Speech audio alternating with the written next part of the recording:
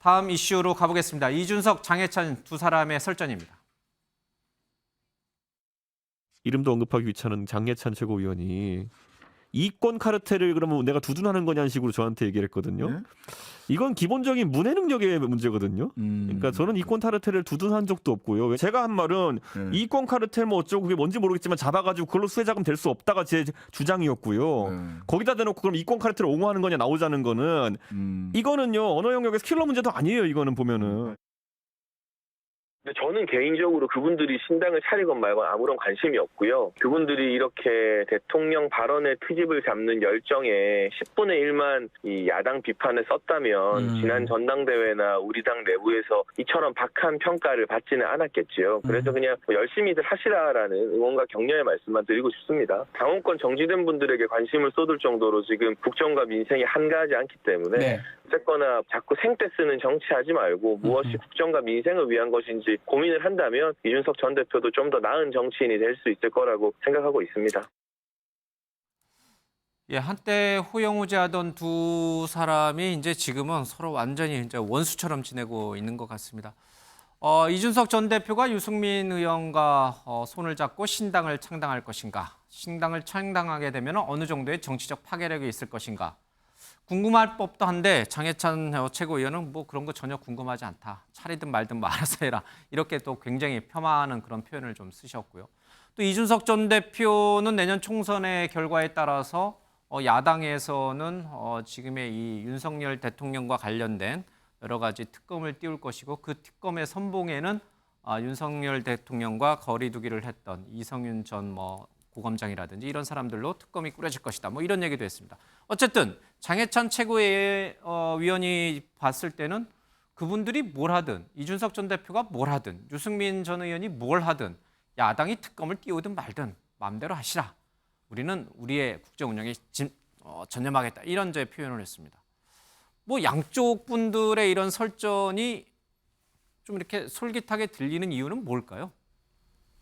같은 당을 하고 있는 분들끼리의 설전이기 때문에 관심을 끌겠죠. 둘 다 젊으니까, 젊은 네. 정치이니까. 그리고 당이 같다는 거잖아요, 기본적으로. 예.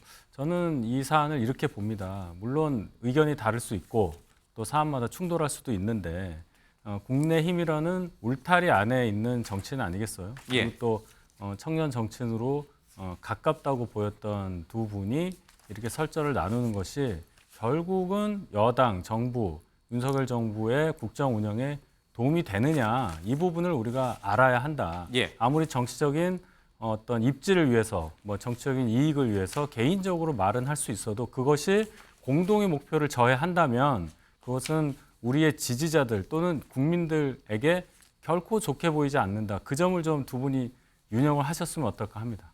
예. 근데 요즘 뭐 이제 방송이 하도 많으니까요. 라디오도 있고 뭐 TV도 있고 뭐 워낙 많으니까.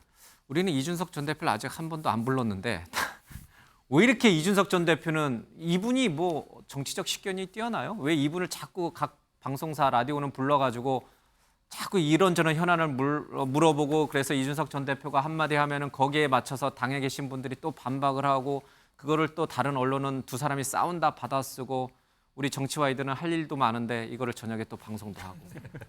왜 이준석 전 대표는 사라지지 않는 거예요? 왜 계속 언론이 부르는 거예요?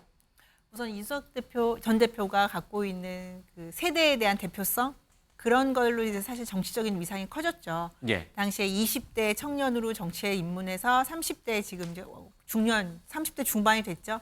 오기까지 물론 이준석 전 대표의 언변도 중요하고 정치적인 뭐 전망 식견도 탁월하지만 사실은 그 세대를 대표하는 그 대표성에서 그 당시에는 청년을 대표했던 정치인들이 거의 없는 상황에서 이준석 전 대표가 청년을 대표하는 이미지가 있었다는 거 하나.